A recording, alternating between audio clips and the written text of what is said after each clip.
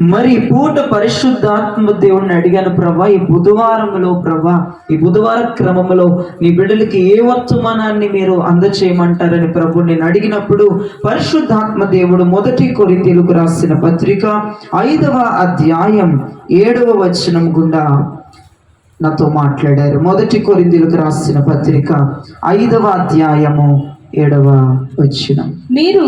మీరు పులిపిండి లేని వారు గనుక క్రొత్త ముద్ద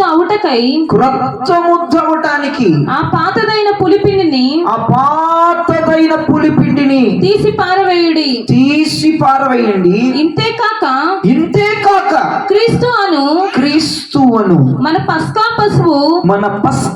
పశువు వధింపబడెను.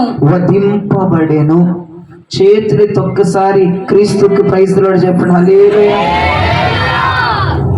నేను మీ దృష్టికి తెస్తున్న మాట ఈ రాత్రి, క్రీస్తు అను మన పస్కా పశువు వధించబడెను. చెప్పండి ఒకసారి మాట. మనాన్ని వదిలేశారు. మళ్ళీ చెప్పండి. దేవునికి మహిమ కలుగునుగాక.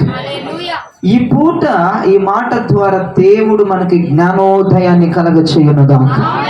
ప్రభు మాట్లాడిన మాట, క్రీస్తువును మన పస్కా పశువు వధించబడెను. క్రీస్తు అనే మాటకి అర్థం ఏంటండి తెలుసా మీకు ఎవరికైనా? ఏమిటి అర్థం ఏంటి? క్రీస్తు అన్న మాటకు అర్థం ఏంటి? అభిషక్తుడు. అభిషక్తుడు అన్న మాటకు అర్థం ఏంటో తెలుసా? క్రీస్తు అన్న మాటకు అర్థం అభిషక్తుడు, బాగానే చెప్పారు. మరి అభిషక్తుడు అన్న మాటకు అర్థం ఏంటి?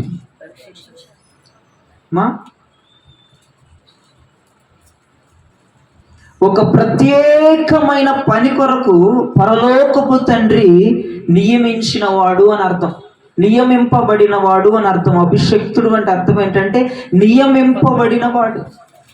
క్రీస్తు అంటే అభిషక్తుడు అనేది ఎంత వాస్తవమో, అభిషక్తుడు అంటే నియమింపబడిన వాడు. ఒక ప్రత్యేకమైన పని కొరకు తండ్రి, కుమార, పరిశుద్ధాత్మ అని పిలుస్తూ ఉంటాం. తండ్రి ఒక ప్రత్యేకమైన పని కొరకు నియమించబడ్డాడు, కుమారుడు ఒక ప్రత్యేకమైన పని కొరకు నియమించబడ్డాడు, పరిశుద్ధాత్ముడు ప్రత్యేకమైన పనుల కొరకు నియమించబడ్డారు. వారి కాలములలో వారి పనులను వారు జరిగిస్తూ ఉన్నారు. వారు నియమింపబడిన వారు. దేవునికి మహిమ కలుగునుగాక. పరిశుద్ధాత్ముడు పనేంటో పరిశుద్ధాత్ముడు చేస్తున్నాడు ఎంత దినాల్లో. వారు నియమింపబడిన వారు. అలానే ఈ క్రీస్తు కూడా అభిషక్తుడు. ఈ అభిషక్తుడు అనగా పరలోకపు తండ్రి ఒక ప్రత్యేకమైన కోణములో నియమించాడు. ఈ నియమింపబడటం ఎప్పుడు స్టార్ట్ అయిందంటే, ఈ జగత్తుకు పునాది లేనప్పుడే, ఈ జగత్తు ఉత్పత్తి కానప్పుడే ఈ క్రీస్తు అనే వ్యక్తి నియమింపబడ్డాడు. Praise the lord. హల్లెలూయా. ఈ క్రీస్తు అనబడే వ్యక్తి నియమింపబడ్డాడు. ఈ అభిషక్తుడు అనబడేటువంటి వ్యక్తి నియమింపబడ్డాడు. ఎప్పుడు? జగత్తుకు పునాది ఏర్పాటు అవ్వకమునపు, జగత్తు ఉత్పత్తి తయారవకమునపు, ఈ జగత్తును సృష్టించబడకమునపు క్రీస్తు నియమించబడ్డాడు. అభిషక్తుడు నియమించబడ్డాడు. ప్రభుకి స్తోత్రము కలుగునుగాక. ఇప్పుడు చెప్తున్న మాటలు చాలా క్లియర్గా మీరు వినాలి, మీకు అర్థమయ్యేటట్లుగా చెప్పాలని ఆశపడుతున్నాను. ప్రభు నాకు సహాయము చేయునుగాక. దేవుడు నాకు చెప్పినట్టుగా నేను మీ దగ్గరకు తీసుకొస్తే గనక మీకు అర్థమవుతూ, అది చాలా రకములుగా తరిఫీదు చేస్తూ, అది చాలా రకాలుగా మీ దగ్గర దాకా వచ్చేటప్పటికి మీకు అర్థమయ్యేటట్లుగా నేను తీసుకురావాలి. ఎన్ని గంటలు పడుతుంది? మీరు 1 గంటలో గనక ఇది అర్థం అవ్వకపోతే చాలా నష్టపోతారని ప్రభు చెప్పారు. ఇది ఒక్క రోజే కాదు, ఏ వారం అన్నా మీకు వాక్యం అర్థం అవ్వలేదా మీరు నష్టపోతారు. ఖచ్చితంగా నష్టపోతారు. ఎందుకంటే వచ్చి వేస్ట్ మీకు అర్థం అవ్వకపోతే. అందుకే ప్రతి వారం మీకు ఎక్కడ అర్థం అవుతుందని దేవుడు చెప్తున్నటువంటి ఆ మాటలను తీసుకొని దానిని మీకు అర్థమయ్యేటట్లుగా చెప్పడానికి దానికి చాలా ప్రార్థనలు, చాలా ప్రయాస. మీకు అర్థమవునట్లుగా చెప్పాలి. ఎందుకంటే మీకు అలవాటు చేశాను నేను అలాగా. ఒక PhD లెవెల్లో నేను మీకు బోధిస్తే మీకు అర్థం అవ్వదు.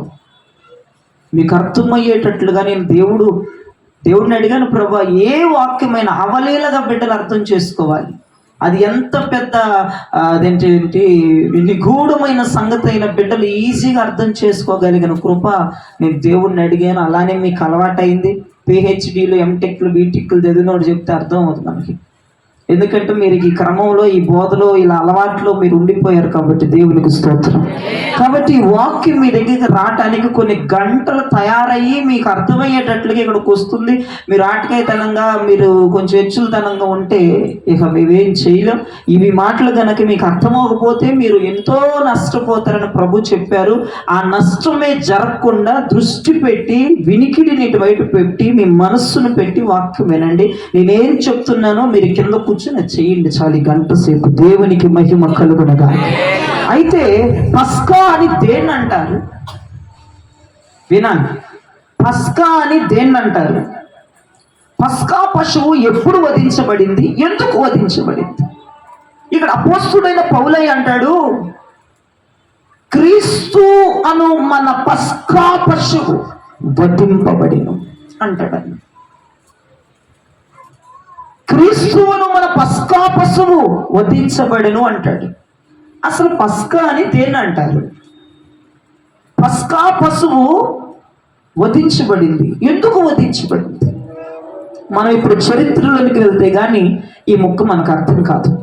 అసలు క్రైస్తవులకి ముక్క అర్థమై ఉండాలి. మరి మీకు తెలుసో తెలియదో నాకు తెలియదు కానీ బైబిల్ గ్రంథంలో పస్కా అనేది దేన్ని అంటారు, అది ఎప్పుడు వధించబడింది, ఎందుకు వధించబడింది, ఇది మినిమం అన్నమాట.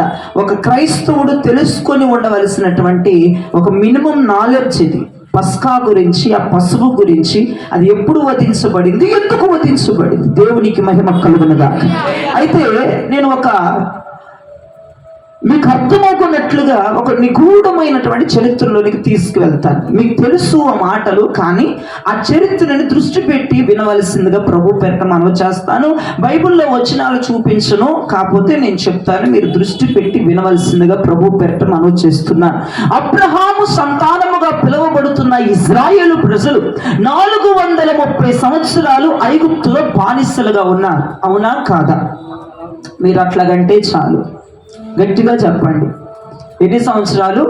430 సంవత్సరం ఐగుప్తులో అబ్రాహాము సంతానముగా పిలువబడుతున్నటువంటి ఇజ్రాయేలు ప్రజలు ఆ బానిసత్వములో, ఆ పాపములో, ఆ ఇనుప సంఖ్యల చేత వారు పట్టబడి ఉన్నారు 430 సంవత్సరాలుగా.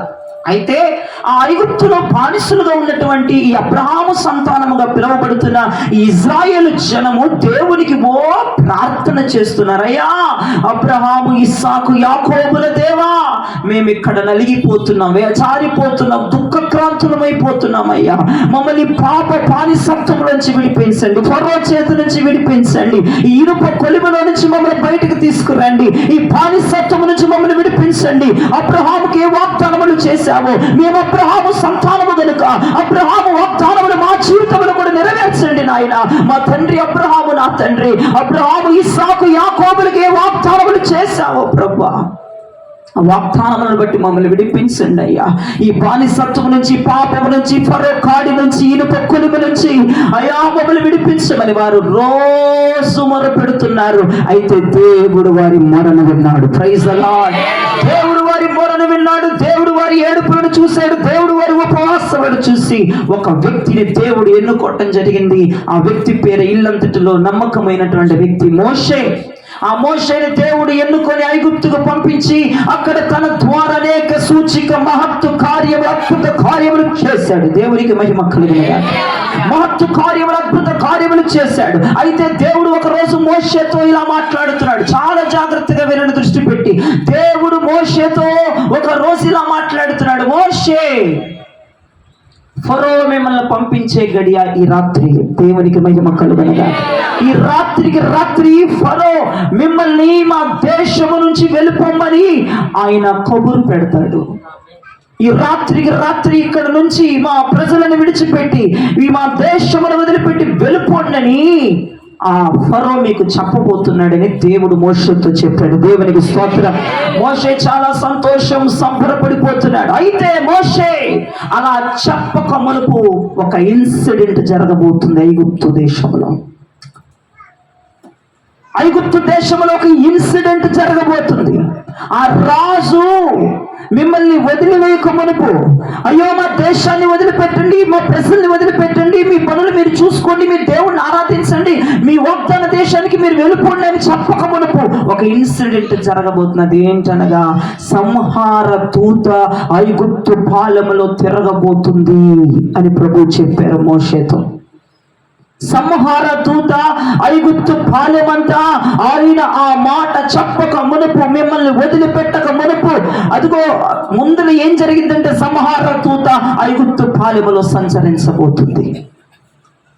ఎందుకు ప్రభు అంటే ఐగుప్తులో ఉన్నటువంటి జ్యేష్ఠ పుత్రులను, జ్యేష్ఠ కుమారుల్ని ఆ యొక్క సంహార దూత చంపేబోతుంది. జ్యేష్ఠమైన వారిని, మొదటి వారిని చంపబోతుంది. ఆ దూత, సంహారపు దూతను పంపిస్తున్నాను, అది వారిని అందరినీ చంపబోతుంది. ఐగుప్తు ప్రజల కుటుంబాల్లో ఉన్న మొదటి కుమారుడు, మొదటి సంతానము, జ్యేష్ఠ కుమారులు వారు చనిపోబోతున్నారు, ఒక ఉగ్రతను పంపించబోతున్నానని దేవుడు మోషేతో చెప్పాడు. అయితే అలా చెప్తూ ఇంకొక మాట అన్నాడు, మీరేం చేస్తారంటే ఎవరైతే నా ప్రజలు ఉన్నారో, నా ప్రజలు మొర్రపెట్టారో, నా ప్రజలు ఏడ్చారో, ఒక పస్కా పశువును మీరు వధించాలి. దేవునికి మహిమ కలుగునిగా. అసలు పస్కా అంటే ఏంటి, పస్కా బలి పశువు ఎప్పుడు వధించారు, ఎందుకు వధించారో ఇక్కడ నుండి స్టార్ట్ అయింది ప్రియదైవచనం. దేవుడు మోషేతో చెప్పాడు, ఒక పస్కా పశువుని మీరు బలించాలి. ఏ కుటుంబం ఆ కుటుంబం ఒక్కొక్క ఏడాది గొర్రెపిల్ల. ఏ గొర్రెపిల్ల? ఏడాది గొర్రెపిల్ల. అది మగ గొర్రెపిల్ల అయి ఉండాలి, అది ఏడాదిదై ఉండాలి, అది నిష్కరంకురాలై పరిశుద్ధమైన గొర్రెపిల్లగా ఉండాలి. ఆ గొర్రెపిల్లని ఎవరికి వారుగా ఎంతమంది ఫ్యామిలీస్ అయితే ఉన్నాయో అంతమంది తెచ్చి దాన్ని వధించి ఆ పస్కా బలి పశువు యొక్క రక్తాన్ని పాత్రలో పట్టి ఎవరి యొక్క నిలువు కమ్మీలకు, అడ్డ కమ్మీలకు ఆ రక్తమును ముద్రగా ఉంచమని ప్రభు చెప్పారు మోషేతో. నిలువ కమ్ములకు, అడ్డ కమ్ములకు మీరు ఆ రక్తమును ప్రోక్షించండి. ఆ రక్తపు గుర్తు చూస్తే ఆ సంహారపు దూత ఫ్యామిలీలను వదిలిపెట్టి దాటి వెళ్ళిపోతుందని దేవుడు చెప్పాడు. దేవుడు చెప్పినట్లుగానే ఆయన చెప్పింది చెప్పినట్టు చెయ్యాలి. కొంచెం కూడా రిమార్క్ రాకూడదు. ఏమన్నాడు? ఏడాది గొర్రెపిల్ల అన్నాడు. ఏడాది గొర్రెపిల్ల అంటే అర్థం ఏంటంటే ఏడాదికి గొర్రెపిల్ల మంచి యవన ప్రాయంలోకి వస్తుంది. అర్థమవుతుందా? ఏడాది గొర్రెపిల్ల అంటే అర్థం ఏంటంటే ఆ గొర్రెపిల్లకి ఏడాది ఉండాలి, సంవత్సరం ఉండాలి వయసు. ఆ సంవత్సరానికి గొర్రెకంట ఒక యవన వయసు వస్తుందంట. దేవునికి మహిమ కలుగునుగాక. ఆ యవన వయసు ఉండేటువంటి గొర్రె పిల్ల, ఆ ఏడాది గొర్రె పిల్ల, అది పరిశుద్ధమైనదిగా ఉండాలి, అది మగదై ఉండాలి అని ప్రభు చెప్పారు. వాళ్ళు అలానే ఆ మగ గొర్రె పిల్లని, ఏడాది గొర్రె పిల్లని, వయసుకు వచ్చిన గొర్రె పిల్లని, పరిశుద్ధమైన గొర్రె పిల్లని తెచ్చి వధించి వారి పాత్రలో ఆ రక్తమును పట్టి ఆ రాత్రి చేశారంటే నిలువు కమ్ములకు, అడ్డు కమ్ములకు, వారి ద్వారబంధాలకి ఆ పస్కా బలి పశువు యొక్క రక్తాన్ని పూయటం జరిగింది. వచ్చింది. ఆ రాత్రికి రాత్రే నిజముగా వచ్చింది. సంహారపు దూత రూపముల ప్రభువే వచ్చి, ఒక నాశన రూపములో వచ్చి, సంహార దూత రూపములో వచ్చి ఐగుప్తు పాలెమంతా ప్రభు సంచరిస్తున్నారు, తిరుగుతూ ఉన్నారు. దేవునికి మహిమ కలుగునుగాక.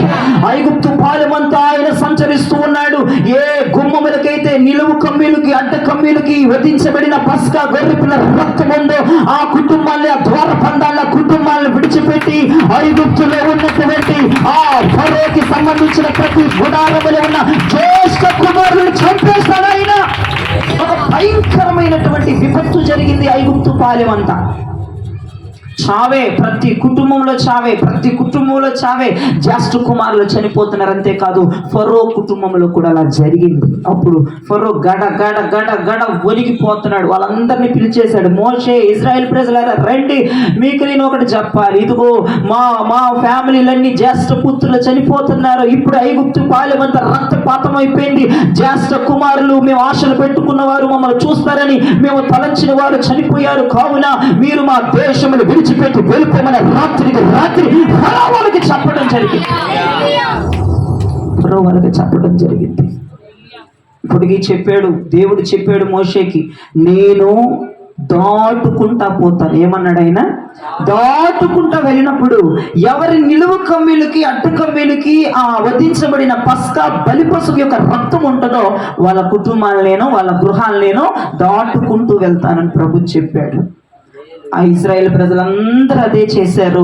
చక్కగా ద్వారబంధాలకి యేసు రక్తం, అదేనండి వధించబడిన పస్కా బలి పశువు యొక్క రక్తం ఆ గుమ్మాలకి ఉండటం, ఆ సంహార దూతగా వచ్చిన యెహోవానే ఆ గుడారాన్ని దాటి వెళ్ళిపోవటము, ఐగుప్తు గుడారలో ఉన్నటువంటి ప్రతి ఒక్క జ్యేష్ఠ పుత్రుడు చనిపోవటం జరిగింది.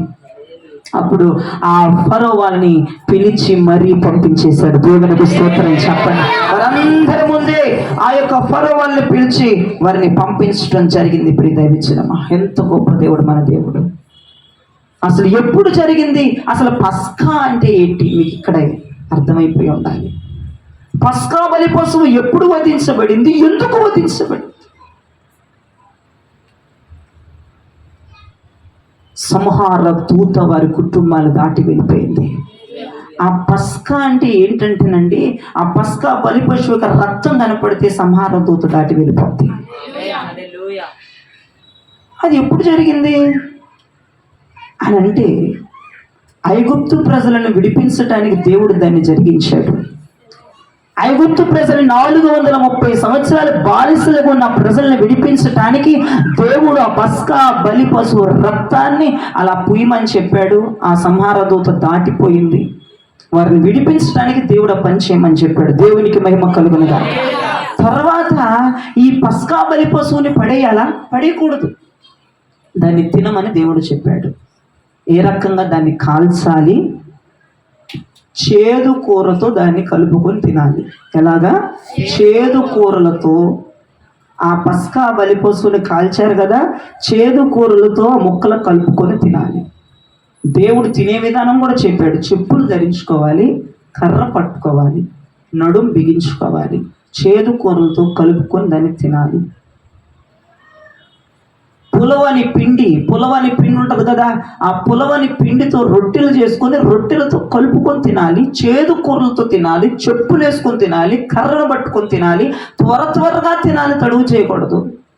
మీరు తినగా మిగిలిన దాన్ని కాల్చి బూడి చేయాలి అని చెప్పాడు. ఇవన్నీ వాళ్ళకు ప్రభు చెప్పారు. మీకు తెలియదేమో, మీరు బైబిల్ ఎప్పుడన్నా చూస్తుంటే మీకు అర్థమవుతుంది ఈ మాటలన్నీ కూడా. ఇవన్నీ మీకు రెఫరెన్స్లు ఇచ్చుకుంటా పోతే టైం చాలా అయిపోతుంది. కాబట్టి కాన్సెప్ట్ని మీ బుర్రలోకి తీసుకువెళ్ళండి. నేనున్నదే చెప్తున్నాను, అబద్ధం చెప్పట్లేదు. దేవునికి మహిమ కలుగునుగాక. ఈ ప్రాసెస్ అంతా ప్రభు చెప్పారు వాళ్ళకి. అపోస్తలుడైన పౌలయ్య అన్నాడు, క్రీస్తు అను మన పస్కా బలి పశువు వధించబడి ఉంది. ఎందుకు అనే దానికి నీ క్లారిటీ వచ్చేయాలి ఇప్పటికి. ఎందుకు అంటే 430 సంవత్సరాల బానిసలో ఉన్నటువంటి ఐగుప్తు ప్రజలను విడిపించడానికి. అందుకే పస్కా బలి పశువు వధించబడింది. విడిపించటానికి, దాటి వెళ్ళిపోవటానికి. Praise the lord. అందుకే జరిగింది. దాన్ని ఎందుకు వధించమన్నాడంటే మనం విడిపించబడాలి. దాన్ని ఎందుకు వధించమన్నాడంటే మనం దాటి వెళ్ళాలి. ఆ ఫరో బానిసత్వం నుంచి మనం దాటి వెళ్ళాలి. ఆ ఐగుప్తు దాసత్వం నుంచి మనం దాటి వెళ్ళాలి. ఆ ఫరో యొక్క కాడి నుంచి మనం దాటి వెళ్ళాలంటే ఆ పస్కా బలి పశువు వధించబడాలి. దేవుడు నిర్ణయించిన నిర్ణయం అది. దేవుడు నిర్ణయించిన నిర్ణయం అది. నువ్వు అవునన్నా కాదన్నా మనం దాటి వెళ్ళిపోవడానికి, పాపపు దాసత్వముల నుంచి, దురాత్మల దాసత్వముల నుంచి, ఆ యొక్క శ్రమల కొలిమిలో నుంచి, ఆ యొక్క ఉగ్రత నుంచి మనం దాటి వెళ్ళాలంటే మన కొరకు ఒక పస్కా బలి పశువు, ఏడాది గొర్రె పిల్ల, వయసులోని గొర్రె పిల్ల, నిర్దోషమైన గొర్రె పిల్ల మన కొరకు వధించబడాలి. అప్పుడే సంవత్సరాల తరబడి ఉన్నటువంటి పితరుల దోషముల నుంచి మనము దాటి వెళ్ళగలం. అందుకే ఆ పస్కా బలి పశువు వధించబడింది. అది మన క్రీస్తు ప్రభుల వారికి సూచనగా దేవుడు నిర్గమాలోనే చూపించేశాడు. ఆదిలోనే దేవుడు బైబిల్ ఎంట్రింగ్స్ లోనే ప్రభు చెప్పాడు, నేను ఎలా వధించబడబోతున్నాను మీ ద్వారా.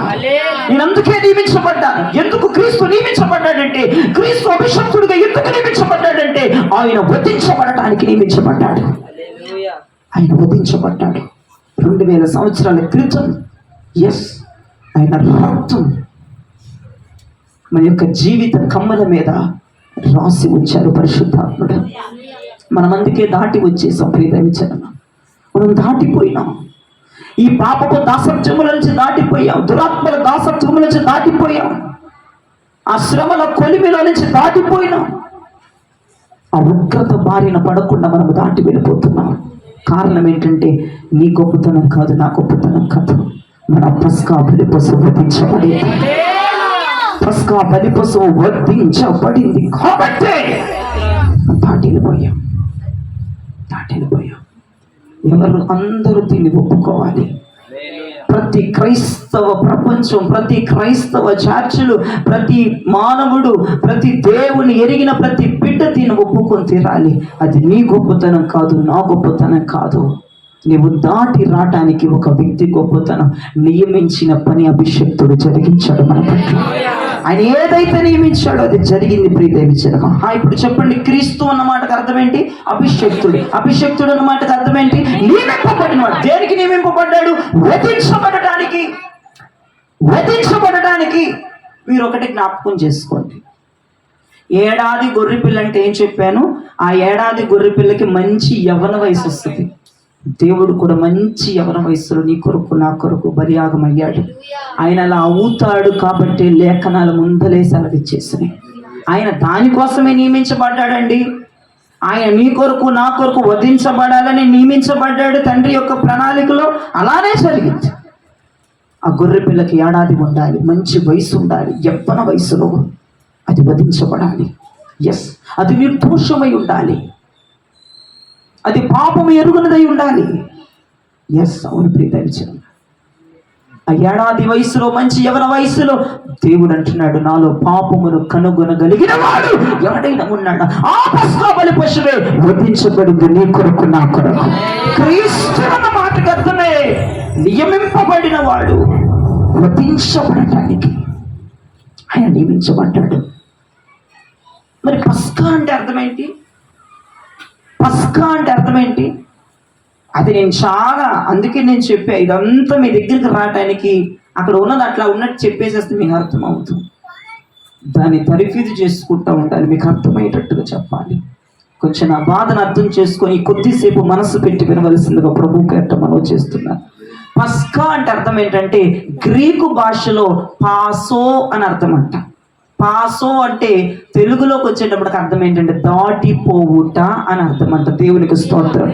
క్రీస్తు నియమింపబడ్డాడు. ఇది దేని కొరకు? మన కొరకు వధించబడ్డానికి. మరి పస్కా అంటే దాటిపోవుట. దాటిపోవుట నిజం ప్రియదైవజనమా.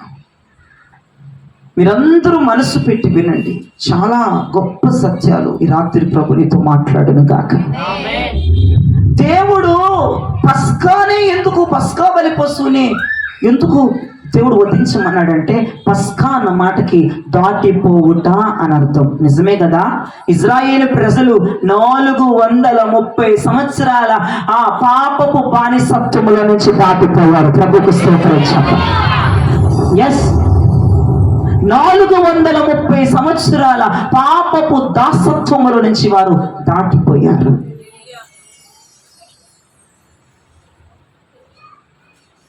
ఫరో అంటే ఎవరండి? ఫరో అంటే ఎవరు? మన దృష్టిలో చెప్పాలంటే మనకు లూసిఫర్ వాడు. మీకు ఒకటి అర్థం చేసుకోండి, ఐగుప్తు దేశానికి ఎవడు రాజైన వాడిని ఫరోనే అంటారు. ఆ విషయం తెలుసా మీకు? ఐగుప్తు దేశానికి ఎవడు రాజైన వాడిని ఫరోనే అంటారు. ఆ ఫరో గాడి తల మీద ఒక కిరీటం ఉంటుంది, ఆ కిరీటం మీద ఒక పాము ఉంటుంది. మీరు చూసారో చూడలేదు? ఆ ఘట సర్పమే ఆదిమ దంపతులైన అవ్వ ఆదాములను చెడగొట్టేసింది, పాపంలోకి లాక్కెళ్ళింది. ఆడి నెత్తి మీద ఎప్పుడు ఉంటుంది ఆ పాము. ఆడే పెద్ద లూసిఫర్ గాడు. ఈ పస్కా ఏం చేసిందో తెలుసా? దురాత్మల చెరలో నుంచి వారిని దాటిపోయేటట్లుగా చేసింది. దేవునికి మహిమ కలుగునుగా. ఒకటి 430 సంవత్సరాల పాపపు బానిసత్వం నుంచి దాటిపోయినట్లుగా చేసింది పస్కా. రెండవదిగా ఆ యొక్క అపవిత్రాత్మ సామ్రాజ్యాల్లో నుంచి, దురాత్మల సామ్రాజ్యముల నుంచి వీరిని దాటిపోయేలాగా చేసింది ఆ పస్కా. మూడవదిగా ఐగుప్తు అంటే శ్రమల కొలిమి అని అర్థం. మీకు నేను చాలా సార్లు చెప్పాను. మూడవదిగా దేని నుండి దాటిపోయేలాగా చేసిందో తెలుసా? శ్రమల కొలిమిలో నుంచి దాటిపోయేలాగా చేసింది పస్కా. నాలుగవదిగా ఉగ్రత నుండి, సంహార దూత నుండి ఈ యొక్క ఇశ్రాయేలు ప్రజలని దాటిపోయేటట్లుగా చేసింది. దేవునికి చేతులెత్తి స్తోత్రించండి. పస్కా అన్న మాటకు అర్థం దాటిపోవుట, దాటిపోవుట. ఎస్, నీ కొరకు నా కొరకు పస్కా బలి పశువుగా వధించబడ్డాడు నీ దేవుడు క్రీస్తు. 2000 సంవత్సరాల క్రితం అదే ఏడాది, అదే యవ్వన వయసులో ఉన్న యేసు, అదే నిర్దోషి అయిన యేసు, నాలో పాపము కనుగొనగలిగిన వాడు ఎవడన్నా ఉన్నాడా అని రాజుల ముందు నిలబడి మాట్లాడినటువంటి క్రీస్తును, ఒక నిర్దోషమైన గొర్రె, ఒక యవ్వన వయసుకు వచ్చిన గొర్రె 2000 సంవత్సరాల క్రితం బ్యాక్ వెళ్తే నువ్వు ఆలోచిస్తే నీ కొరకు నా కొరకు వధించబడింది ఆ పస్కా. అందుకే పాపపు బానిసత్వం నుంచి మనం బయటకు వచ్చేసాం, దురాత్మల బానిసత్వం నుంచి బయటకు వచ్చేసాం, శ్రమల కొలిమిల నుంచి బయటకు వచ్చాం. అదిగో ఆ ఉగ్రత మన మీద పడుతున్నా, ఆ ఉగ్రత నుంచి మనం దాటిపోయాం, దాటిపోయాం, దాటిపోయాం, దాటిపోయాం. ప్రియదైవజన, దేవుడు పస్కా బలిగా బలయ్యి వధించబడి మనల్ని 4 నుంచి ఆయన దాటించేశాడు. దేవునికి మహిమ కలుగునుగా. నీవిది నమ్మగలిగితే, నీవిది విశ్వసించగలిగితే దేవుడు నిన్ను దాటించబోతున్నాడు. ఇంకా అనేకమైన మానవ హోండల నుంచి దేవుడు దాటించబోతున్నాడు. భక్తుడు అంటాడు యోహాను సువార్తలో, ఒక భక్తుడు మంచి మాట అక్కడ అంటున్నారు. యోహాను సువార్త 5వ అధ్యాయం 24వ వచనాన్ని మీరు చదవండి. యోహాను సువార్త 5వ అధ్యాయం 24వ వచనం. నా మాట విని నన్ను పంపిన వాని యందు విశ్వాసముంచువాడు నిత్య జీవము గలవాడు. వాడు తీర్పులోనికి రాక మరణములో నుండి జీవములోనికి దాటి ఉన్నాడని మీతో నిశ్చయముగా చెప్పుచున్నాను. వాడు మరణములో నుండి జీవములోనికి దాటి ఉన్నాడు. ఇప్పుడు ఇశ్రాయేలు ప్రజలందరూ దేనిలో నుంచి దేనిలోకి దాటి వెళ్ళారు? మరణములో నుంచి జీవములోనికి దాటి వెళ్ళారు. మనల్ని కూడా దేవుడు అలానే ఆశీర్వదించాడు. ఇశ్రాయేలు ప్రజలను చూడండి, ఏడాది గొర్రెపిల్లను పక్క పక్కన పెట్టండి. ఏడాది గొర్రెపిల్ల దేవుడే మంచి, యవన గొర్రెపిల్ల దేవుడు, ఇశ్రాయేలు ప్రజలు మనమే. వారికి మనకి చూడండి ఎంత పొద్దున ఉన్నదో. ఆలోచించండి ప్రియదైవజన, అక్కడ దేవుడు మాట్లాడుతూ ఉన్నాడు. మీరు తీర్పులోనికి రారు, మీరు మరణములో నుంచి జీవములోనికి దాటి వెళ్తారు. ఎప్పుడో తెలుసా ఈ పస్కా బలి పశువు నా కోసమే వధించబడింది, ఆ రక్తము ద్వారా నేను దాటి వెళుతున్నానన్న విశ్వాసం, నమ్మకం, పరిపూర్ణత, ఓ పరిపక్వత నీలో ఉంటే, నువ్వు నమ్మగలిగితే, ఎస్ అనగలిగితే, చేతులు ఎత్తగలిగితే, ప్రభువా నా కొరికే వధించబడ్డావని ప్రభుని వేడుకోగలిగితే, ఆయన పస్కా బలి పశువు నిజమే నా కొరికే వచ్చి వధించబడ్డాడని నీవు నమ్మగలిగితే నీకు నిశ్చయముగా నీకు మరణ కాంతులు కాబోతున్నాయి. నిశ్చయముగా జీవములోనికి నువ్వు దాటు వెళ్ళబోతున్నావు. నువ్వు నమ్మగలిగితే జరిగే అద్భుతం అది. ఎస్, నువ్వు నమ్మగలగాలి. నాదంటూ ఏదీ లేదు,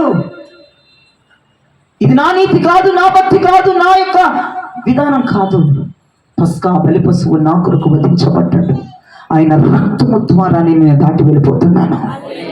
కొన్ని నువ్వు అనుకుంటా ఉంటావు, ఎలా ఎంత చక్కగా నా ద్వారా నీ ద్వారా నీ ముఖం, నీ సుప్పనాథి బుద్ధికి నువ్వు సత్యపోతావు.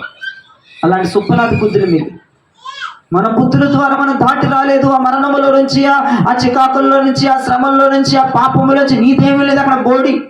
హలో, మురిసిపోతున్న భక్తులందరికీ నా హృదయపూర్వకమైన వందనాలు తెలియజేసుకుంటున్నా. అలా మురిసిపోయే భక్తులకి వాస్తవాన్ని చెప్తున్నా, నీ కొరకు నా కొరకు 2000 సంవత్సరాల క్రితం పస్కా బలి పశువు వధించబడకపోతే, ఒరే బాబా నువ్వు ఈ స్థితిలో ఉండేవాడు కాదరా బాబు, నేను తోపును అనుకుంటున్నావు, నీకు నువ్వే వచ్చాను అనుకుంటున్నావు. కాదా, నీ కొరకు ఒక పస్కా బలి పశువు, నిర్దోషమైన పశువు ఏడాది వచ్చి వయసుకు వచ్చిన ఆ క్రీస్తు వధించబడ్డాడు.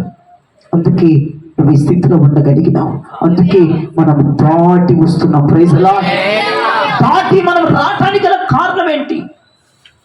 ఏమండి, ఇదివరకు మా పిల్లలు ఇలా లోకంలో ఉండేవారు. అమ్మా, మరి ఇప్పుడు ఎలా దాటారంటే క్రీస్తు రక్తం. చెప్పగలిగే మాట క్రీస్తు రక్తం. ఏదో నువ్వు చేసినట్టు పోజులు పట్టబాకు, నువ్వు సాక్రిఫైస్ చేసినట్టు పోజులు పట్టబాకు, నీ జీవితాన్ని నీ ఎంతటికి నువ్వు అనుచుకున్నట్టుగా నాకు 2000 సంవత్సరాల క్రితం స్టోరీ నీకు తెలియదా? ఆయన రక్తమే కదా నిన్ను దాటేలాగా చేసింది. రక్తంతో వచ్చావు నువ్వు. నిజమండి, కొంతమంది డబ్బుకులు ఏంటో చేస్తామంటారు, సాక్రిఫైజులు చేసి ఇది మేము చేస్తామంటారు. కాదా, ఆయన రక్తమే నిన్ను అలా చేయటానికి కారణం. ఆయన రక్తమే వాటన్నిటిని వదిలిపెట్టడానికి కారణం. ఆయన రక్తమే నువ్వు ఇంకా చావకుండా ఉగ్రత పాలవ్వకుండా ఉండడానికి గల కారణం. ఆ రక్తమే ఆ శ్రమల కురిమిలో నుంచి, ఆ దురాత్మల సమూహముల నుంచి, ఆ పాపపు బానిసత్వముల నుంచి, ఆ ఉగ్రత బారి పడకుండా ఆయన రక్తము బయటకు తీసుకొచ్చింది అన్నవారు గట్టిగా కొద్దిసేపు చప్పట్లు కొట్టి ప్రభుని స్తుతించండి. భాషలు మాట్లాడాలి, భాషలు మాట్లాడాలి. దేవుడు లేస్తూ రక్తమే రీవాల ధీరివాల శ్రవాల రిఖాబా బాబా బాబా ఓ రీవాల ధీరివాల సేకేదెలే రీబా బాబా బాబా బాబా ఒల్బోదరి ధీరివాల శ్రవాలరి రిసేదెలే రీవాల శ్రవాల రిఖాబా బాబా బాబా యేసు రక్తమే యేసు రక్తమే ఓ రిషాబాల రిఖాబా ధీరివాల బాబా శ్రవాల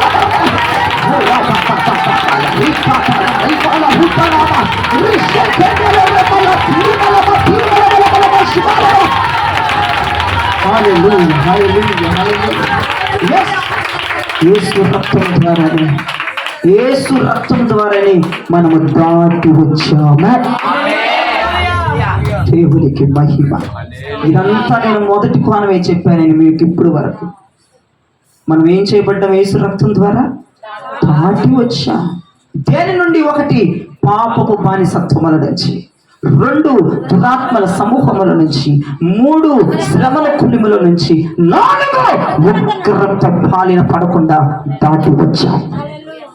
దేన్ని బట్టి అంటే యేసు రక్తం బట్టి. ఇక మరి ఏది కాదు. యేసు రక్తం బట్టి దాటి వచ్చానని బతికితే మరణము జీవం అయిపోతుంది నీ జీవితంలో. మరణములో నుంచి జీవములోనికి దాటి వెళ్ళే కృప దేవుడిస్తాడు. అర్థమవుతుందా?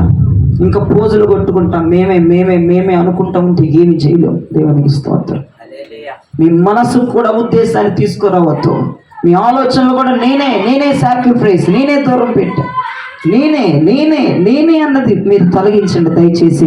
మీరు బయటకు అనకపోయిన మనస్సులోనైనా నేను మారాను, నేను చేశాను, నేను సాధించాను, నేను చెప్పింది చేస్తున్నాను, వాక్యానుసారంగా బతుకుతున్నాను అంటే దరిద్రమైన ఫీలింగ్ నీ మీద, నీకు సానుభూతి నీ మీద, నీకు జాలి నీ మీద, నీకు కనికరం వచ్చిందా? నువ్వు దరిద్రమైన నికృష్టమైనటువంటి ఆ స్థితిలో ఉన్నావని లెక్క. ఎప్పుడైతే దీనికి కారణం నా నిలువు కమ్మిలకి అడ్డ కమ్మిలకు ఉన్న యేసు రక్తం అని ఎప్పుడైతే నువ్వు గ్రహించి భావిస్తావో ఖచ్చితంగా మరణములో నుంచి జీవములోకి దాటుతావు. ఖచ్చితంగా తీర్పులోకి రావు. ఈ మాట నమ్మిన వారు దేవునికి స్తోత్రం. వాక్యం చెప్పిందా? నేను చెప్పాను తీర్పులోకి రావని వాక్యం చెప్పింది. యోహాను సువార్త భక్తుడు అంటున్నాడు, నువ్వు తీర్పులోనికి రావు. ఎప్పుడైతే ఈ మాట నమ్ముతావో, ఎప్పుడైతే ఇదే నీ గుండె మీద చెరగని అక్షరాలను రాసేసుకుంటావు. బుక్కులో రాయబాకండి ఈ మాట. కొన్ని మాటలు నేను చెప్తున్నా, గుండె మీద చెరగని అక్షరాలతో ముద్రించబడి ఉండాలి. అర్థమైందా? నువ్వు ఏది గుర్తు పెట్టుకోలేదు మర్చిపోతావు, ఏది విడిచిపెట్టాలది గుర్తు పెట్టుకుంటావు. ప్రయోజనం లేదు. గుర్తు పెట్టుకోమన్నది గుర్తు పెట్టుకో. ఎందుకింత నొక్కి చెప్తున్నానంటే ఈ మాట నీ చెరగని అక్షరాలకు గుండెల మీద రాయాలని. ఈ మాట గనక నువ్వు గ్రహించగలిగి, నమ్మగలిగి, విశ్వసించగలిగి ముందుకెళ్ళగలిగితే నువ్వు అసలు తీర్పులోనే నిలబడాల్సిన అవసరం లేదు. నువ్వు తీర్పులోనికి రావు. మరణములో నుంచి జీవములోనికి అంటే నరకానికి వెళ్ళవలసి నీవు జీవమనగా పరలోకములోనికి దాటి వెళ్ళగలిగిన కృప దేవుడానికి ఇస్తాడు. కాబట్టి ఏం చేయాలి? ఈ మాట నమ్మాలి. ఈ పని నేను చేయలేదు. నా నిలువు కమ్మీల మీద, అడ్డ కమ్మీల మీద యేసు రక్తం ఉండబట్టే నేను దాటి వచ్చేసాను. నువ్వు విరగబడి ప్రార్థన చేసు, ఎరగబడి ఉపవాసాలుండో, ఎరగబడి పెద్ద పెద్ద మీటింగులు పెట్టిస్తేనే దాటి రాల. ప్రియ సహోదరి సహోదరుడా, యేసు రక్తం అని ఎవడైతే 24 గంటలు ప్రతి రోజు ప్రతి సెకండ్ ప్రతి నిమిషం అంటా ఉంటాడో, చచ్చిందాక అంటావు అదే మాట నీ హృదయంలో మెదులుతూ ఉంటుందో, ఆడి ఖచ్చితంగా తీర్పులోకి రాడని ఈ సందర్భంగా ప్రభు పేరిట మనం చేస్తున్నాం. పస్కా అంటే అర్థం ఏంటని చెప్పాను, దాటిపోవుట. ఇజ్రాయేల్ ప్రజలు దేని నుండి దాటి వెళ్ళారు? పాపపు బానిసత్వం నుంచి దాటి వెళ్ళిపోయారు. రెండవదిగా దురాత్మల సమూహంలో నుంచి దాటి వెళ్ళిపోయారు. మూడవదిగా శ్రమల కొలిమిలో నుంచి దాటి వెళ్ళిపోయారు. నాలుగవదిగా ఉగ్రత పడకుండా దాటి వెళ్ళిపోయారు. వీటన్నిటి విషయంలో మనం కూడా దాటి వెళ్ళేలాగా చేసిన యేసు రక్తానికి చేతులెత్తి జయమని చెప్పండి ఒకసారి. ఎస్. ఇప్పుడు రెండవ కోణంలో ఇదే మాట రెండవ కోణంలో చెప్తారు, వినండి. ఇప్పుడు వరకు నాకు అర్థమైందయ్యా అన్నవాళ్ళు 2 చేతులెత్తి ప్రభుకు స్తోత్రం చెప్పండి. ఇప్పుడు ఇదే మాట రెండో కోణంలో చెప్తాను, మీరు డిస్టర్బ్ అవ్వద్దు, చాలా జాగ్రత్తగా వినండి. ఇదే మాట రెండో కోణంలోకి తీసుకెళ్తా. అట్లాగే ఫస్ట్ కోణం ఉంది, గుర్తుపెట్టుకోండి. పస్కా బలి పశువు వధించబడడం ద్వారా, రక్తం మనం పూసుకోవడం ద్వారా ఖచ్చితంగా మనం 4 నుంచి బయటికి దాటుకుంటా మనం వచ్చాం. మనం దాటుకుంటా రావడానికి గల కారణం పస్కా బలి పశువు యొక్క రక్తం అని ఫిక్స్ అయిపోయాం. అదే మాట రెండో కోణంలో చెప్తే నిర్గమాకాండాన్ని ఒకసారి తెలుసుకోండి. 12వ అధ్యాయం 12-13 వచనాలు చూడండి. నిర్గమాకాండం 12వ అధ్యాయము 12-13 వచనాలు చదవండి. ఆ రాత్రి నేను ఐగుప్తు దేశమందు సంచరించి ఐగుప్తు దేశమందు మనుషులలో గాని, ఐగుప్తు దేశంలో ఉన్న మనుషుల్లో గాని, జంతువులలోనే గాని తొలి సంతతి అంతా కూడా హతము చేసి ఐగుప్తు దేవతలందరికీ తీర్పు తీరుతా. నేను యెహోవాను. మీరు ఉన్న ఇండ్ల మీద ఆ రక్తం మీకు గుర్తుగా ఉంటది. నేను ఆ రక్తాన్ని చూసి మిమ్మల్ని నశింపచేయక దాటిపోయేదను. చేతులెత్తి ప్రభుకు స్తోత్రం చెప్పండి. నేను దాటి వెళ్తాను. మొదటి కోణం మనం దాటి వెళ్ళాం. రెండవ కోణం దేవుడే దాటి వెళ్ళబోతున్నాడు. దేవుడు అంటున్నాడు, మోషే ఆ సంహారదూత ఎవరో కాదండి, దేవుడు యెహోవానే. మీరు పిచ్చమొక్కల సంహారదూత ఇంకోటి అనుకున్నారు కాదు, దేవుడే యెహోవానే సంహారదూత. నేనే వస్తా సంహారదూత రూపంలో. పశువుల్లో మనుషుల్లో తొలి సంతానం పోద్ది, ఐగుప్తంత శవాల దెబ్బగా మారిపోద్ది. కానీ నేను మీ ద్వార బంధువుల మీద ఆ గుర్తును చూసినప్పుడు, ఏ గుర్తు? పస్కా బలి పశువు యొక్క రక్తపు గుర్తు చూసినప్పుడు నేను మిమ్మల్ని నశింపజేయకుండా దాటి వెళ్ళిపోతాను. ప్రైజ్ లార్డ్ చెప్పండి. నేను దాటి వెళ్తాను. రెండో కోణం అర్థం చేసుకో. ఫస్ట్ కోణం అర్థమైందా? ఫస్ట్ కోణంలో మనం దాటి వెళ్ళాం. రెండో కోణంలో దేవుడు దాటి వెళ్తాడు. దాటిపోని ఆయన దాటి వెళ్ళాలి, లేకపోతే సత్తం. అర్థమవుతుందా? దాటిపోవద్దు. ఓకే, ఆయన వచ్చింది కనికర పూర్ణుడుగా కాదు, ఉగ్ర రూపంలో వచ్చాడు. మరి ఉగ్ర రూపమైన దేవుడు దాటి వెళ్ళాలి, అర్థం అవ్వాలి. దేవునికి మహిమ కలుగునగా. జాలి కలిగిన, కనికరం కలిగిన, కృప కలిగిన దేవుడుగా వస్తే నువ్వు కాదు నేను కూడా పాదాల మీద పడిపోయి దాటిపోని దేవుడు అంటాం. ఇప్పుడు కనుక పాట పడితే పుట్టుకొని చస్తావు, చచ్చి కూడా కొన్ని రోజులు అయిపోతాయి. అర్థమవుతుందా? కానీ వస్తుంది ఆయన సంహార దూతలా వస్తున్నాడు. కానీ సంహార దూతగా వచ్చిన వాడిని ఆపేమంటే నువ్వు పుట్టుకుని పోతావు. ఆయన అంటున్నాడు, నేను నిన్ను నశింపజేయకుండా ఎవరి ద్వారా బంధముల మీద రక్తపు గుర్తు నేను చూస్తాను. నేను రక్తపు గుర్తును చూసి నేను మిమ్మల్ని నశింపజేయకుండా నేను మిమ్మల్ని దాటి వెళ్ళిపోతానన్నాడు. ప్రభుకి మహిమ కలగనగా. నేను మిమ్మల్ని దాటి వెళ్ళిపోతాను. పస్కా అనగా దాటి వెళ్ళుట. దేవుడు మనల్ని దాటి వెళ్ళును గాక. ఆ ఉగ్రత మనల్ని దాటి వెళ్ళిపోవును గాక. ఆ సంహార దూత మనల్ని దాటి వెళ్ళును గాక. నువ్వు దాటించావు, బాగానే ఉంది. నువ్వు దాటించేసావు. ఏ సురక్తమును బట్టి ఆ పాపము బానిసత్వముల నుంచి, ఆ దురాత్మల సమూహము నుంచి, ఆ శ్రమల కొలిమిలో నుంచి, ఆ ఉగ్రత పాలి పడకుండా నువ్వు దాటొచ్చావు. కానీ ఆ సంహార దూత యెహోవా నిన్ను దాటి వెళ్ళకపోతే నువ్వు పుట్టుకొని చస్తావు. ఉగ్రత రూపంలో వచ్చింది యెహోవానే, సైన్యములకు అధిపతి యెహోవా. సంహార దూతగా వచ్చింది సైన్యములకు అధిపతి యెహోవా. ఆయన దాటి వెళ్ళకపోతే నిలువెత్తున నువ్వు కాలి బూడిదైపోతావు. ప్రియదేవిచనమా వినండి, మీకు ఉదాహరణ చెప్తాను. ఆ వైపు చూసి చక్కగా వినండి, మీకు అర్థమైనట్లు చెప్తాను. ఒకరోజు ఇజ్రాయేల్ ప్రజలు మిథ్యాను స్త్రీలతో పాపం చేస్తున్నారు. వినండి, ఇజ్రాయేల్ ప్రజలు పురుషులు మిథ్యాను స్త్రీలతో పాపం చేసుకుంటా, వ్యభిచారం చేసుకుంటా, వాళ్ళ దేవతలకు పెట్టిన పూజలు చేసినటువంటి అన్ని తినుకుంటా విచ్చలవిడిగా బ్రతుకుతుంటే దేవుడు ఆ ఇన్సిడెంట్ను చూసి తట్టుకోలేక వాళ్ళ మధ్యకి తెగులు పంపిస్తే 23,000 మంది సచ్చారు. నా వైపు చూడండి, 23,000 మంది సచ్చారు. దేవునికి స్తోత్రం చెప్పండి. వాళ్ళు ఏం చేస్తున్నారు? మిథ్యాను స్త్రీలతో వ్యభిచరిస్తున్నారు. మిథ్యాను స్త్రీలు వాళ్ళ దూతలకి వాళ్ళ యొక్క దేవుళ్ళకు పెట్టినటువంటి అన్ని తినేస్తున్నారు, తెగబడి తినేస్తున్నారు. వీళ్ళు దేవుడికి నచ్చల ఆ తెగులుని, ఆ ఉగ్రతను పంపించి 23,000 మంది చచ్చిపోగా ఇంకొక 1000 మందిని దేవుడు ఏమన్నాడంటే, మోషే వాళ్ళు చూస్తూ ఉండగానే ఈ 1000 మందిని ఉరిదీరా. ఈ 1000 మంది 23,000 మంది చచ్చారు. అప్పటికి దేవుడు అంటున్నాడు, వాళ్ళకి ఇంకా భయం పుట్టడానికి ఈ 1000 మందిని వాళ్ళ కళ్ళ ముందు ఉరిదిస్తే వాళ్ళు మారు మనసు పొందుతారేమోనని 1000 మందిని ఉరికంబాలు ఎక్కించడానికి సిద్ధంగా ఉన్నాడు మోషే. దేవుడు చెప్పాడు చెయ్యాలి. అక్కడ 1000 మందిని ఉరితెత్తంటే ఒకడు చూడు, ఆ ఇజ్రాయేల్ ప్రజల్లో ఒకడు మిథ్యాను స్త్రీని ఆ మోషే కళ్ళ ముందే, అహరోను కళ్ళ ముందే, ఇజ్రాయేలు ప్రజల కళ్ళ ముందే పాపం చేయడానికి లోపలికి తీసుకెళ్తున్నాడు. ఇక మోషే తలబట్టుకున్నాడు, ఏం చేయాలో తెలియక. వీళ్ళు మారరా, ఇప్పుడే ఉగ్రత వచ్చి 23,000 మంది సస్తే ఇంకో 1000 మందిని ఉరితెత్తుంటే ఈడేంట్రా మారట్లేదు, ఆ ఉరితెత్తున్నామన్న భయం కూడా వీడికి లేదేంట్లేనని చెప్పేసి తల పట్టుకొని ఉంటే ఆ ఇజ్రాయేలు ప్రజల్లో ఒక యవనస్తుడు లెగిచి ఈట పట్టుకొని పాపము చేస్తున్న వారి యొక్క కడుపులో దిగేసి పొడిస్తే తెగులాగిపోయింది. ప్రభువు స్తోత్రం. ఫినెహాసు ఈటను తీసుకొని వారి కడుపులో 2 పొట్ల పేసు పొడిచాడంతే దెబ్బెమ్మట సచ్చుకున్నాడు. అప్పుడు తెగులు ఎక్కడికక్కడ ఆగిపోయింది. మోషేతో అన్నాడు యెహోవా దేవుడు, మోషే నేను ఓర్వలేనిది. వాడు ఓర్వలేకపోయాడు. నేను మీ మధ్యలో ఉంటే ఏ పని చేస్తానో వాడు అదే పని చేశాడు. నేను ఎలా బిహేవ్ చేస్తానో వాడు అలా బిహేవ్ చేశాడు.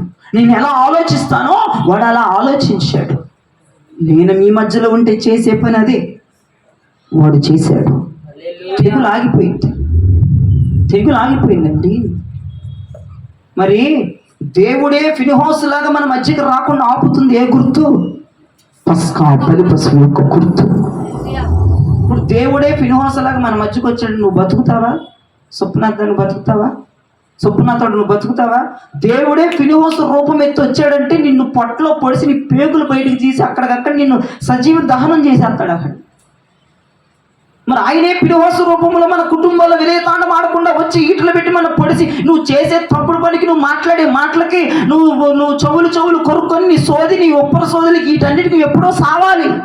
దేవుడు ఫినెహాసు రూపం ఎత్తితే, ఫినెహాసు రూపంలో వస్తే ఆ ఈట నీ మీద అల్లాడిస్తే నిలువెత్తు నువ్వు సస్తావు. కానీ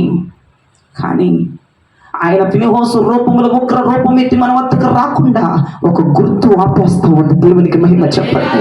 ఒక గుర్తు ఆపుతూ ఉంది. అదే గుర్తు పస్కా బలి పశువు యొక్క రక్తపు గుర్తు.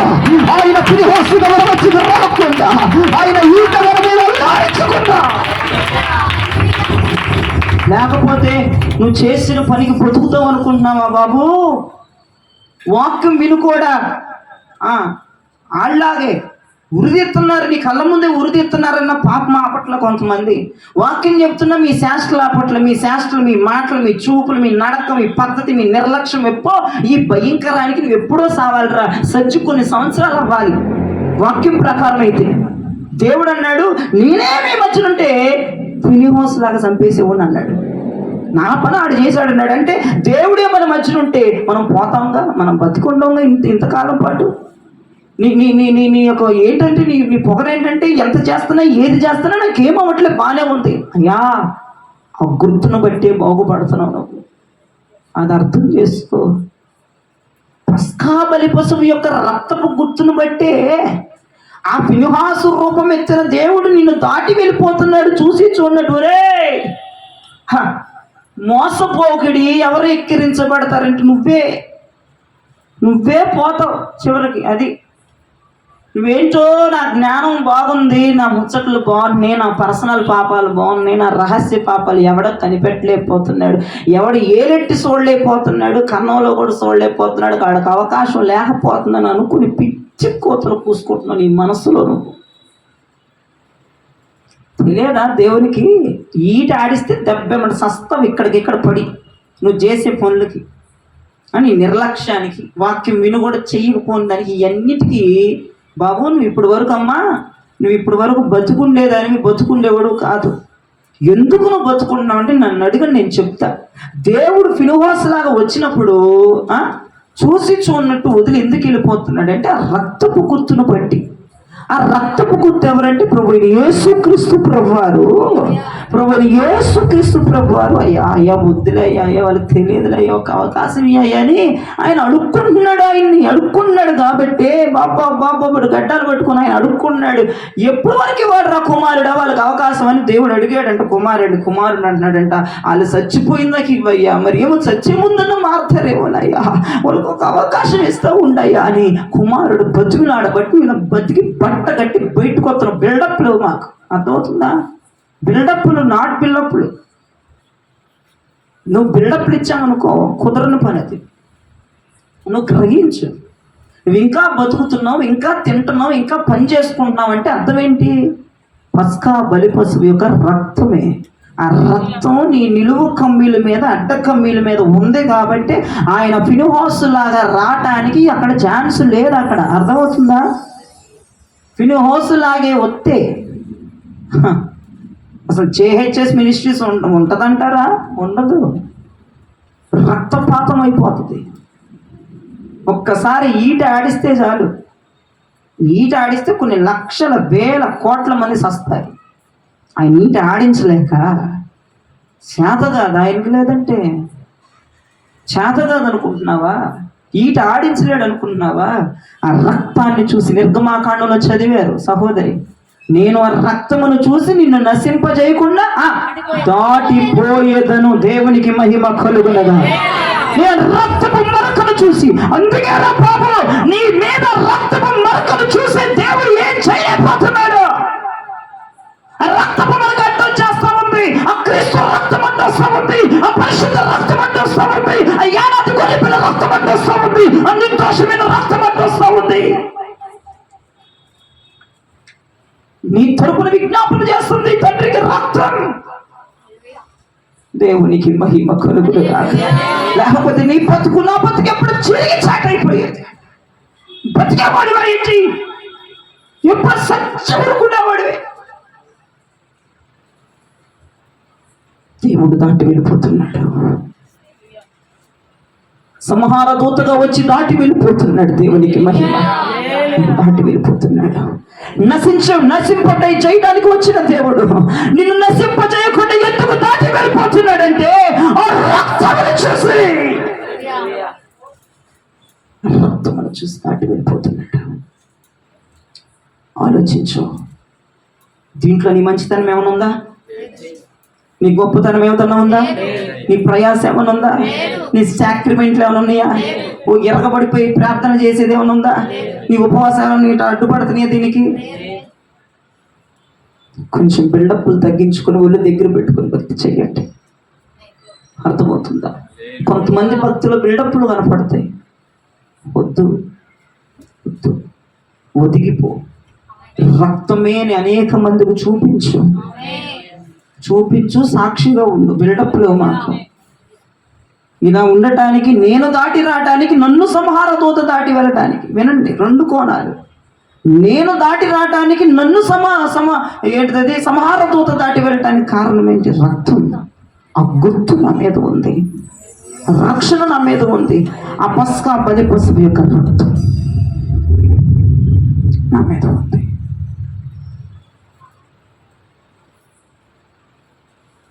ఆ నాశనం నిన్ను దాటి వెళ్ళిపోయింది. అమ్మో నాకేం జరగల, నేను ప్రార్థన చేయబట్టి నాకేం జరగల. రక్తం. లేకపోతే ఏం జరిగిద్దో చూపించేవాడు. నీ మీద ఎంత కక్ష కట్టాడు తెలుసా దేవుడు?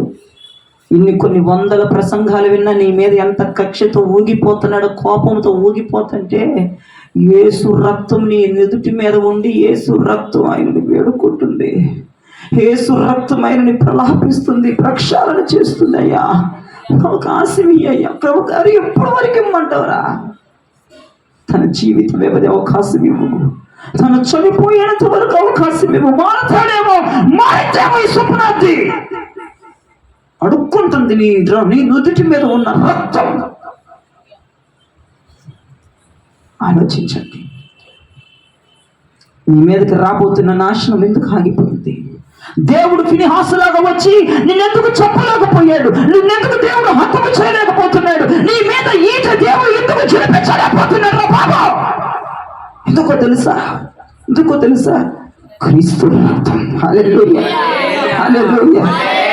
నా శిక్షను తొలగించే సంహారమునే తప్పించనే. నీ ప్రార్థన కాదు రచన. యేసు రక్తము రక్తము రక్తము, యేసు రక్తము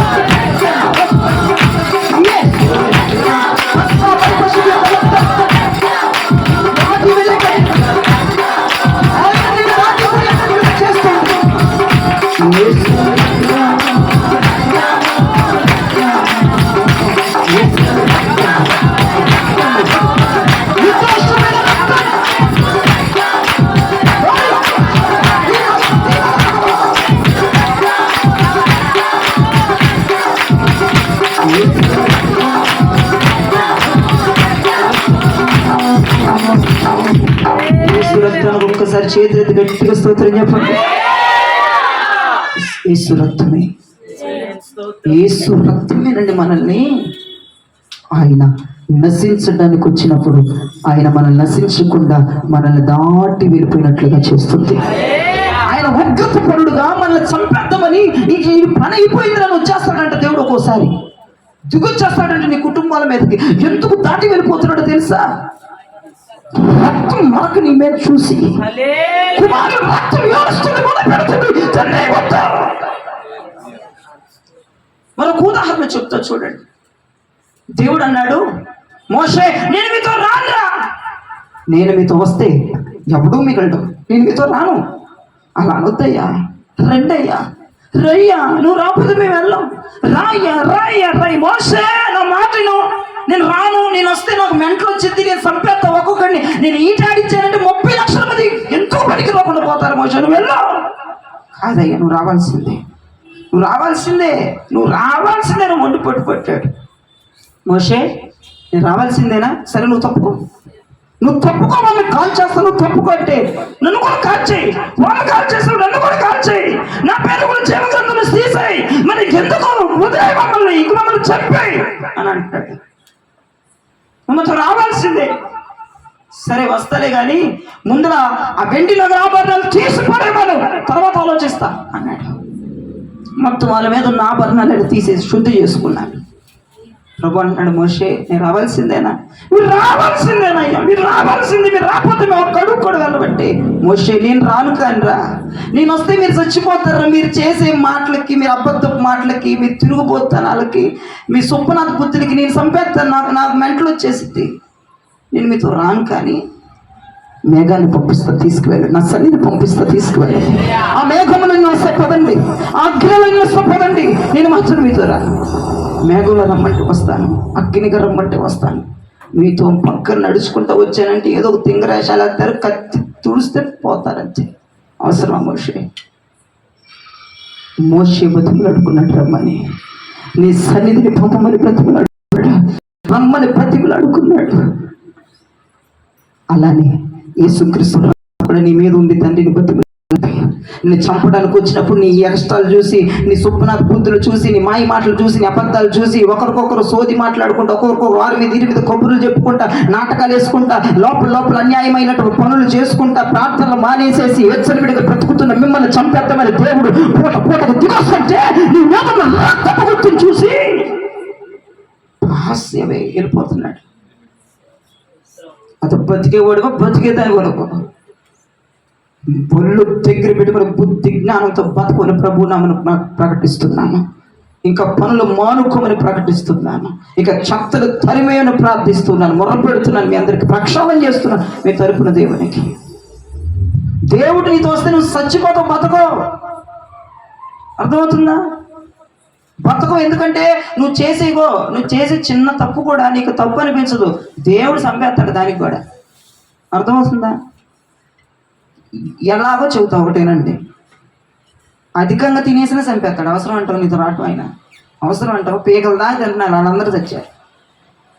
అది తప్ప, పీకల దాకా తింటాం తప్ప, కడుపు నిండా తింటాం తప్ప. కడుపు నిండా తింటాం తప్పు కాదు, ముక్కుల్లోంచి చెవుల్లోంచి దాకా వచ్చిన దాకా తింటాం తప్పు అంటున్నాడు. అసలు నీకు నాకేమైనా తప్పు అనిపిస్తుంది? అది చిన్నది. అందుకే దేవుడు అత్తే చంపేస్తాను వచ్చి నన్ను అర్థం చేసుకోరా.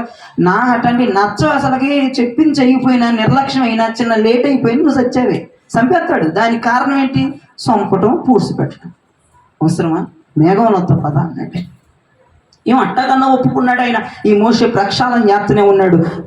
మన కొరకు కుమారుడు అలా చేస్తున్నాడు కాబట్టి బతికాం. ఈ వాక్యం అంతా విన్నాక నీకు అవకాశాల మీద అవకాశాలు దేవుడు ఇస్తున్నాడు అన్న ముక్క నీకు అర్థం అవ్వాలి. ఈ ముక్క అర్థమైతే యేసు రక్తం బట్టి నువ్వు దాటికొచ్చావు, యేసు రక్తం బట్టి దేవుడిని నేమి చేయకుండా దాటి వెళ్ళిపోతున్నాడు అన్న ముక్క మీకు అర్థం అవ్వాలి. ఇది అర్థమైన తర్వాత బుద్ధి జ్ఞానములతో వచ్చినటువంటి వారుగా బుద్ధిగా బ్రతకాలి, ఒళ్ళు దగ్గర పెట్టుకొని బ్రతకాలి. ఇవన్నీ మీకు అర్థమైనంటే అర్థం ఏంటి?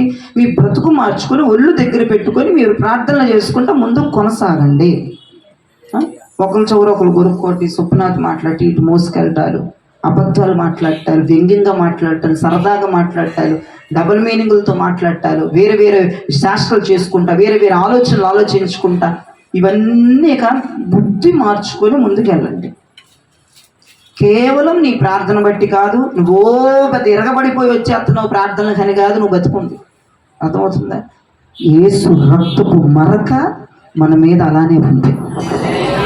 ఈ మరక ఎప్పటి నుంచి ఉంది?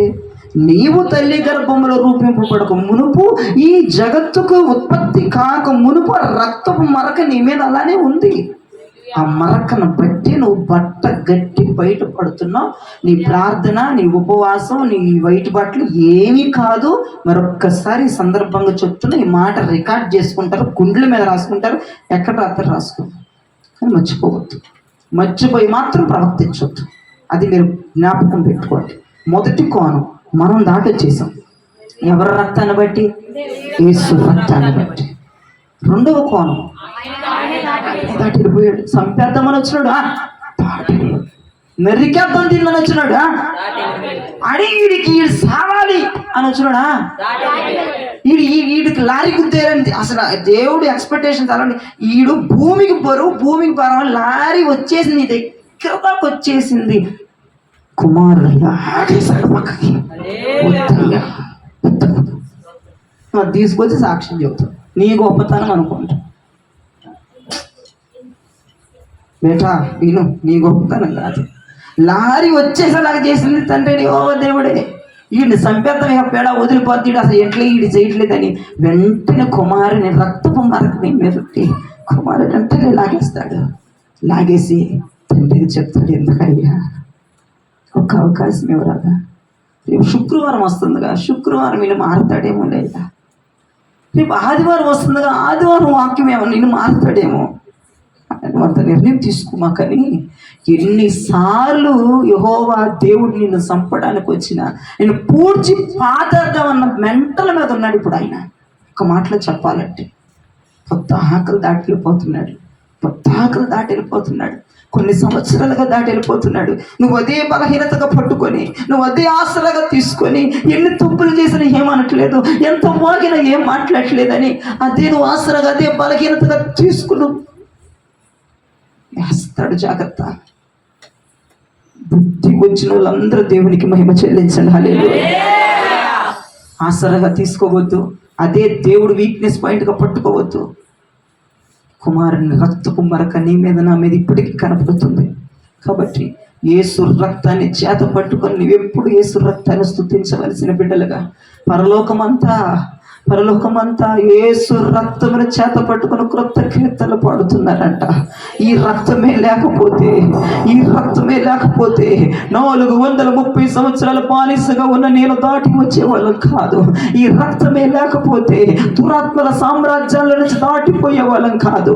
ఈ రక్తమే లేకపోతే శ్రమల కొలిమిల నుంచి దాటి వెళ్ళే వాళ్ళం కాదు.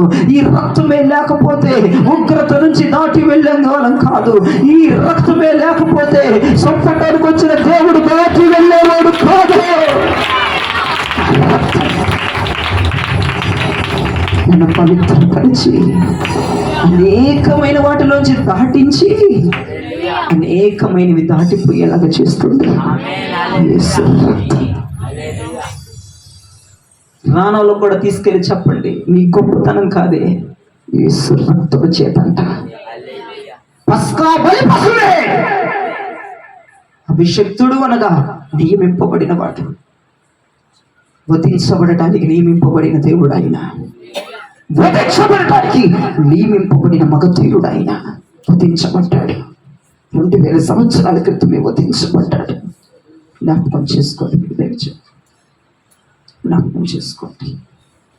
ఎంతోమందికి అర్థమైందో ప్రభుకు స్తోత్రం చెప్పండి.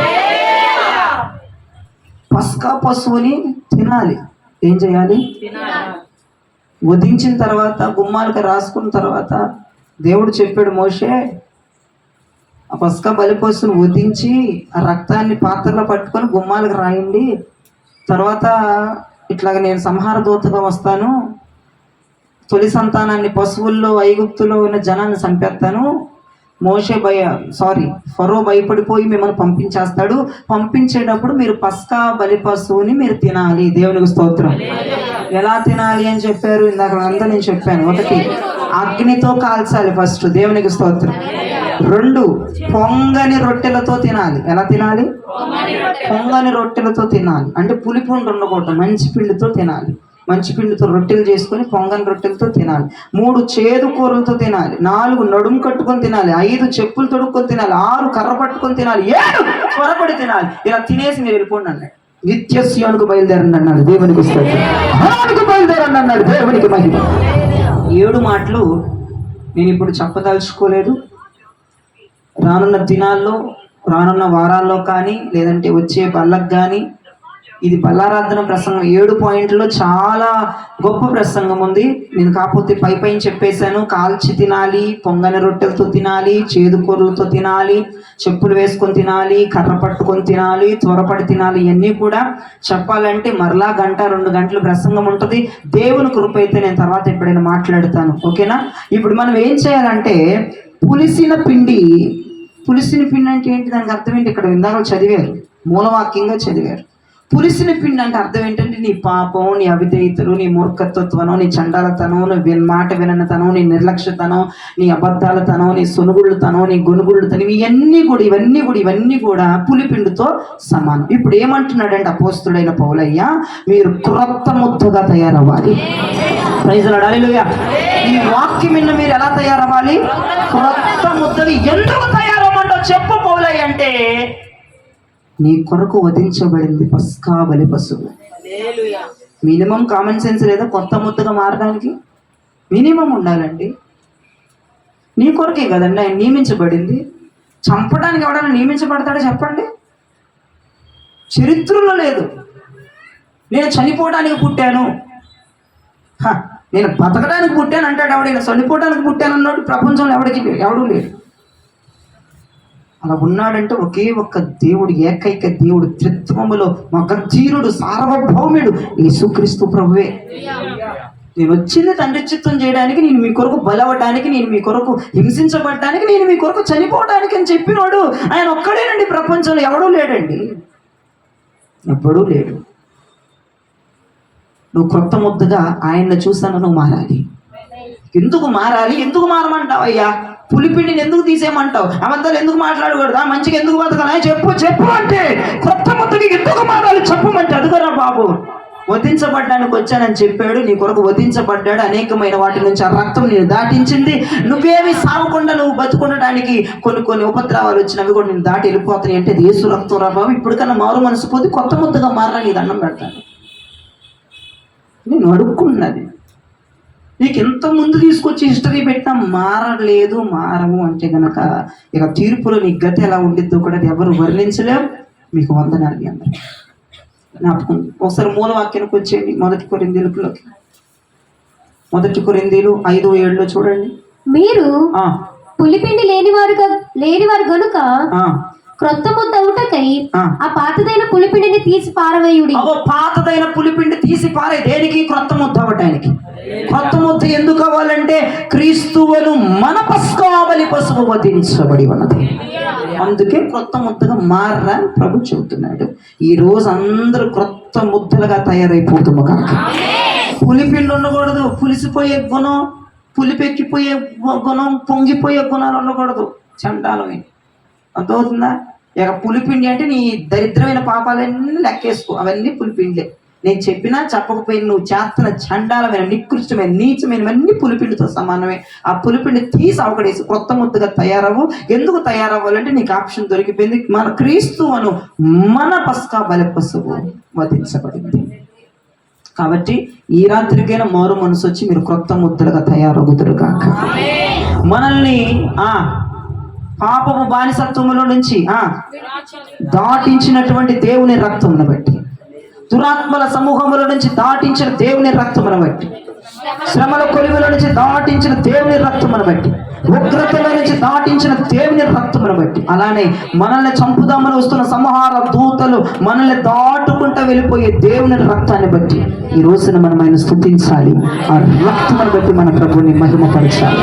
ఈ వాక్యమును బట్టి ప్రభు దీవించి మీ వినికిడిని ఆశీర్వదించును గాక. ఆమేన్.